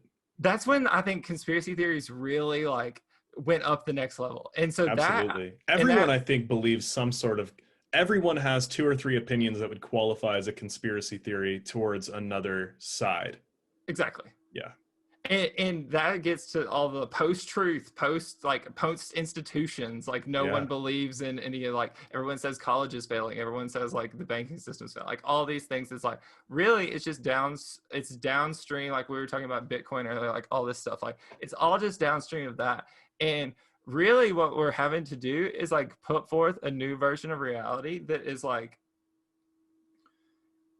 we're faced with doing like the same thing that happened with the Enlightenment, to like almost bookcase the book, for lack of a better, for accidental pun or whatever. Like we have to come up with some way that like almost sets the infrastructure like Kant did for like almost all of our modern philosophy. Like we almost have to lay out now like what like drilling down. And that's why I think Nietzsche is so important, like drilling down to that, like the question that we initially had that we couldn't get around, that we thought we could like innovate our way out of. We have to do something now that like sets down the landscape for everything else. So much of these things behind like mindfulness or even like objective truth and postmodernism, like all this is just rosy colored ways of like conceptual abstract ways of saying like, yo, what happens when we start to be able to edit minds and make people more intelligent? Like, what do we think about that? Like objectively, morally, is it okay to live forever? Like, is it like, you know what I'm saying? It starts to break Yeah. down into these things where we have to make decisions now, like global Right. warming. Like, you have to make a decision, like, is it better to have two species, like a species somewhere and a species somewhere else, so we Right. maximize outcomes? Or like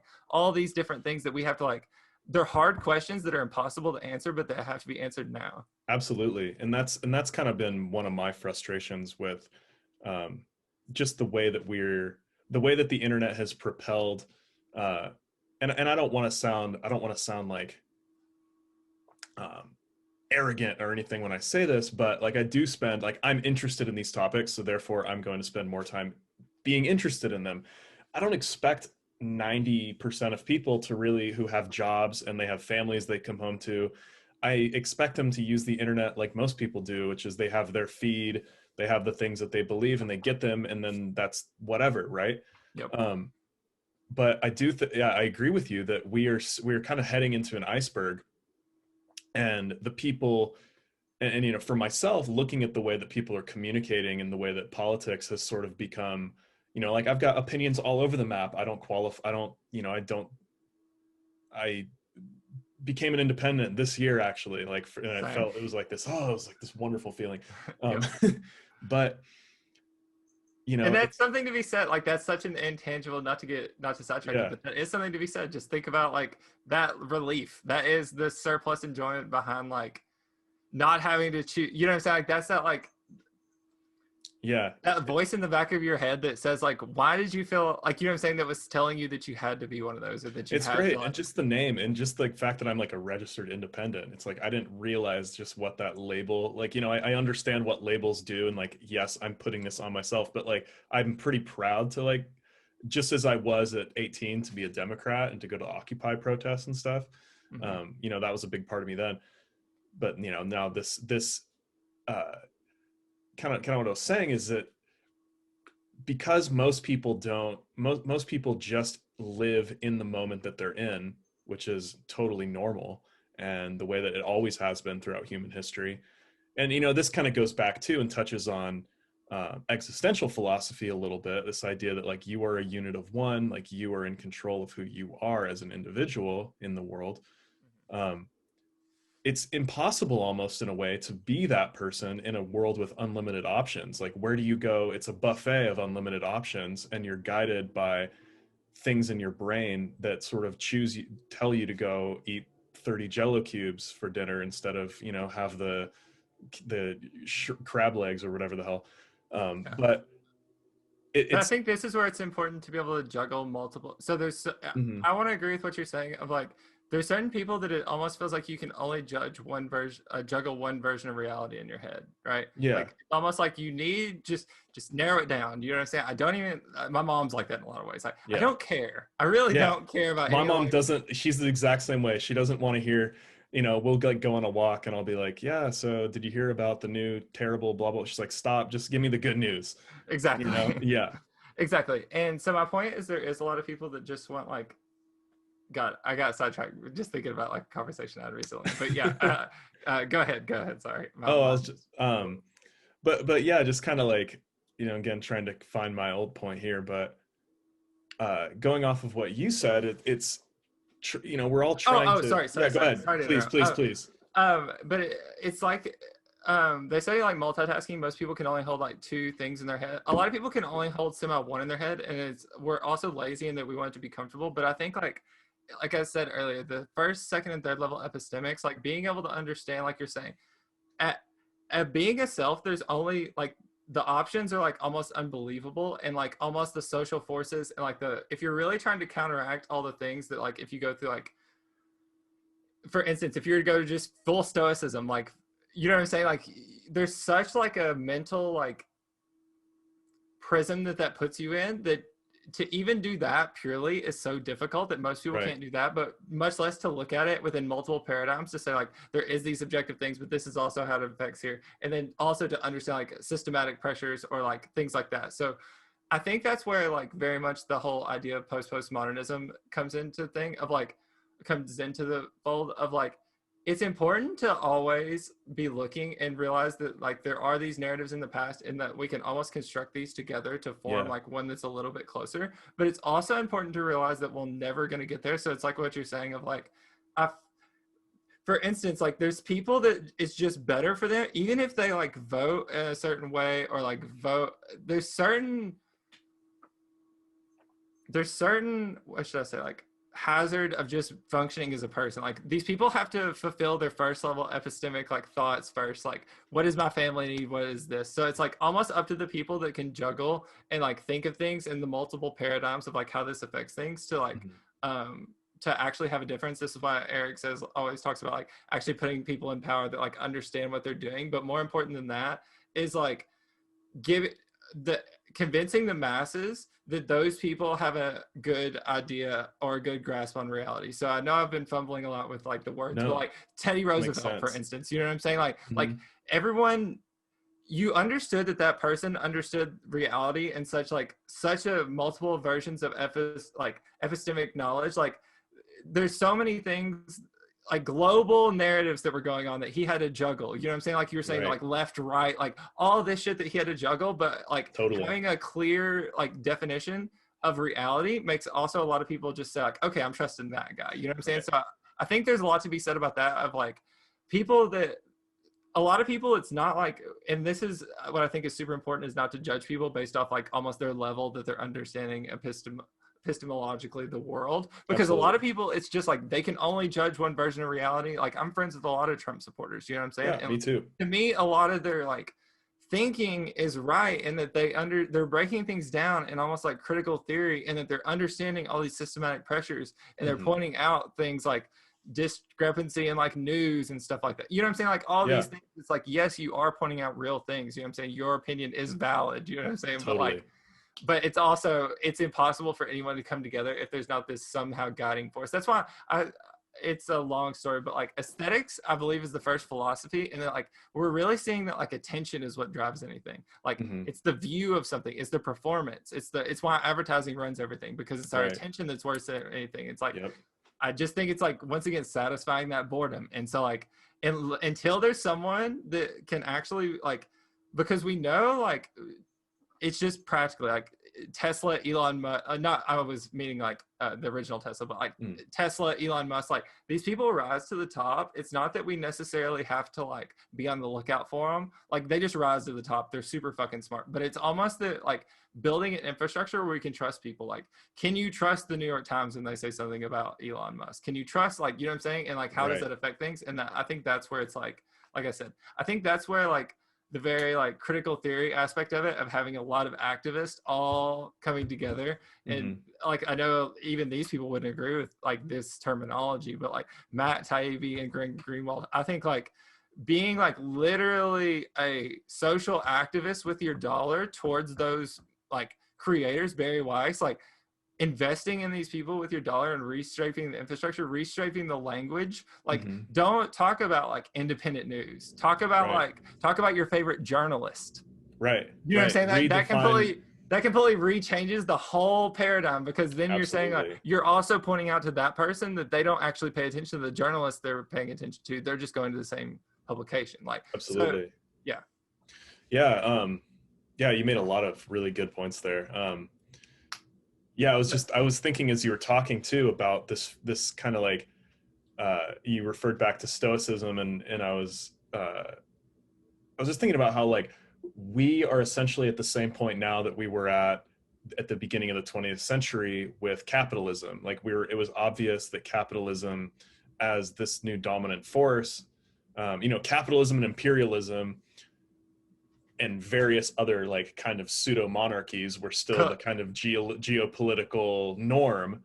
Colonialism colonialism. Yeah, definitely. I mean, especially like in Africa and parts of East Asia. So, coming out of that, we were desperate to try something new. And then of course we have the 20th century, we've got World War I, World War II. And now we really are at this next point, just that much quicker. I love that, because, and I think that's a parallel that a lot of people are drawing.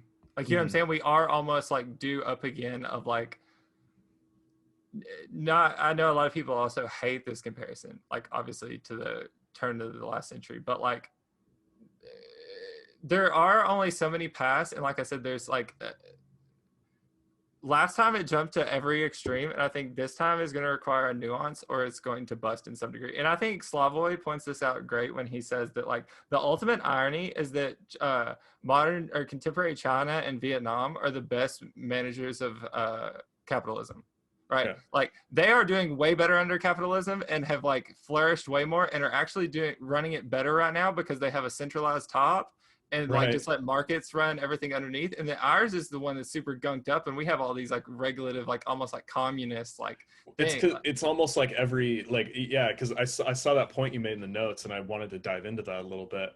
And it was what I was thinking about that and going, yeah, I guess that if you look at it, like China is more or less kind of like a national corporation run by the CCP, and it's like I think in the United States and America, what we the shift between Democrat and Republican, a lot of, especially nowadays, but maybe since like Newt Gingrich in the mid 90s too, but a lot of our politicking is like reactionary to the other side. So business is always adapting and changing and conforming to whoever is pulling the new political strings. It's like, and I've had this conversation with my friends. It's like, oh, well, would you rather, like the would you rather game of like, would you rather have like five like of like genius level scientists run the world, or like 100 heads of state from every country like in a room together? It's like a stupid game, but at the same time it kind of highlights the like how much you distrust our institutions.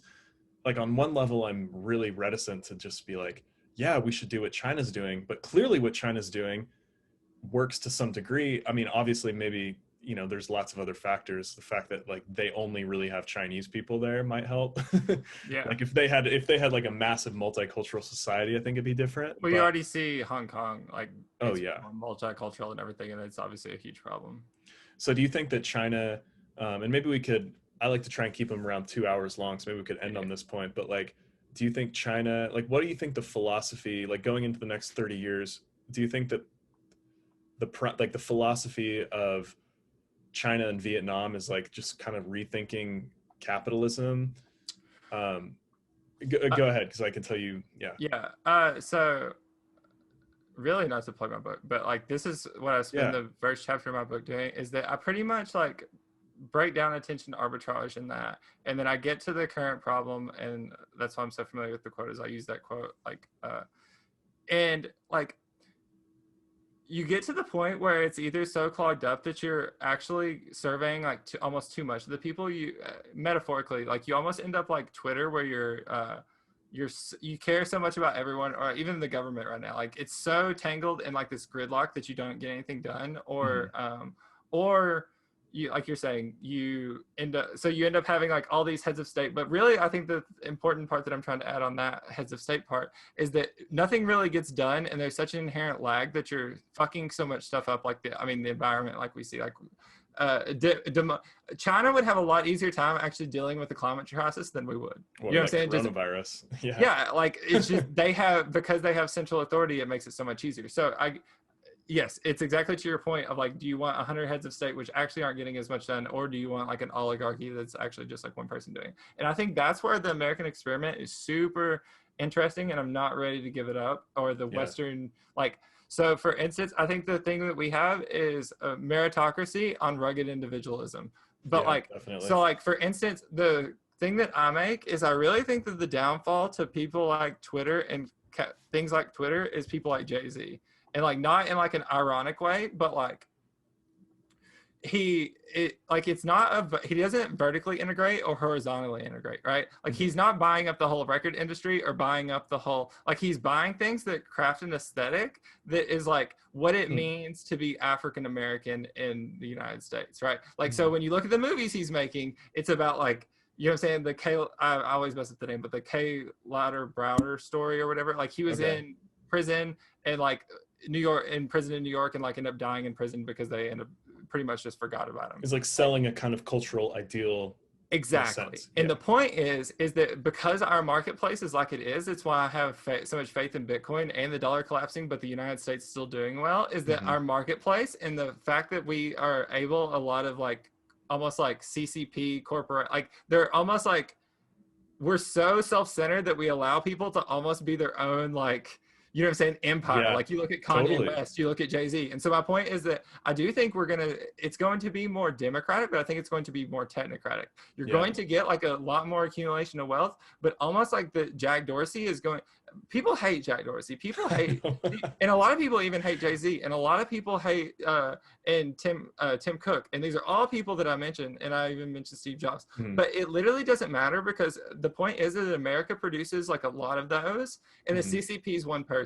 So just based off, like, if you're a betting man, if you know stocks, if you know how to manage like risk management, like, you know that person that has everything in one thing, like China, Vietnam, like when they fuck up, and it affects the whole thing. And they don't have, and you know, if you go ask out on the street, who's name the richest man in China, I mean, no one's gonna know the name of Jack Ma. Like that's literally the only Chinese like famous kind of multinationally known Chinese person that I know, because it's like they're not really exporting culture, they're not really exporting anything besides this. Well, I mean, they are exporting a lot in terms of like that, like material goods, but in terms of like everything else, it's like the United States we do have that kind of unique position of being able to create something out of nothing, in that sense, you know, like just and people like demonize it as American exceptionalism, but I think really people, that's just like simplifying it too much and saying, yes, it is exceptionalism, but it's telling everyone that they're special almost. You know what I'm saying? It's very cringy, and it's very like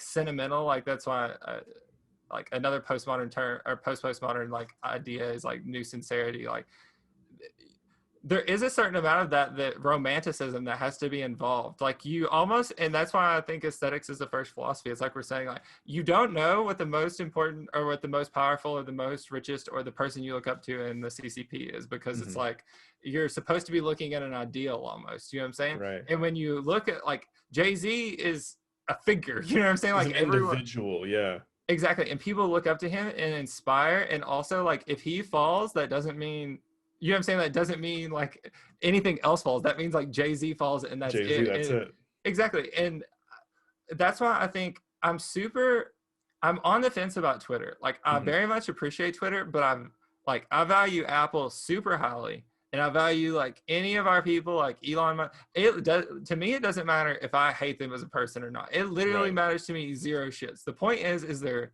like, because just to tie this into what we were saying earlier, like innovation, you know what I'm saying? That's the currency. Attention. Like people are complicated.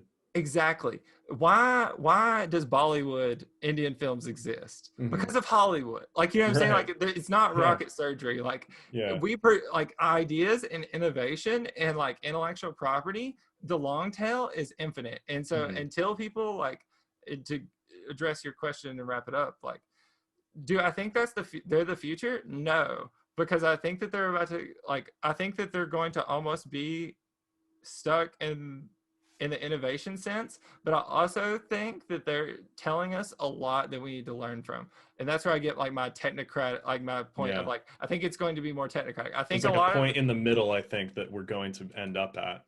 Because things like like for instance, China, they've started a year or two ago, they're building a city as big as Chicago that 100%, it's literally a field right now. You know what I'm saying? They're building a city as big as Chicago, and 100% of the roads are ready for autonomous cars. But it's just, they're building a city almost just so they can have autonomous cars there. That's so you know tight. What I'm saying? And so like, but you could see someone in the United States just say like, okay, there's this town in Arizona or something. Like, you know what I'm saying? It would be easy. You just need enough money and enough dumb people. But and like, enough central planning. Exactly. Well, to get it done. Well, yeah. Or rugged individualism. Individualism. I'm from Texas, so I fall a little bit on. Oh, there you go. I was born in Alaska, so I'm all about the rugged individualism. That's actually hilarious. Yeah. So yeah, man. Do you want to wrap it up? What's your book, and you know, if like you want to shout out where people can find you or anything, like feel free. I'm definitely not. I always try to advertise. So just my name is Zac Counts, and most of my stuff pops up there. But like I said, I'm super interested in aesthetics. So cool. and just making cool stuff. Like I'm working on an animated series right now, and like Tight. another book. So like just super interested in like games. Probably gonna end up making a game in a couple of years. So like just super interested in cool stuff. So anybody who's interested in cool stuff, hit me up. Like I'm always down to like conversate and like just shoot the shit. So Right on, I man. appreciate you having me on. This has Yeah, man, been that was a lot of fun. this has been super Let's do fun. it. And I want to do it again because I feel like with this type of conversation, inevitably it just feels like you're just kind of scratching the surface of something. yeah. And But it was entertaining. I enjoyed it. I'm going to start recording a podcast to do some, or even just conversations on my YouTube channel. So we definitely need to talk sometime, because Let's do it. I like the conversations you're tackling so far. Like Yeah. I watched the UBI one, I watched the art one. Oh, tight. Um, Thank you. yeah, so Yeah. it's like I definitely appreciate, like I said, I think nuance and conversation is what really is building this like reality like that we have in between objective and subjective. So I think Yeah. things like this are like, they don't seem important, but the level of conversation that you're having is super important. So just You stretch it out over time, and it's like the most important thing in my eyes. Even if only like 100 people watch this, it's still, I think that it's like putting the intention of what I want to see out in the world is good. So thanks for being a part of it, man. Yep. It's an Sweet. honor. Yep. All right.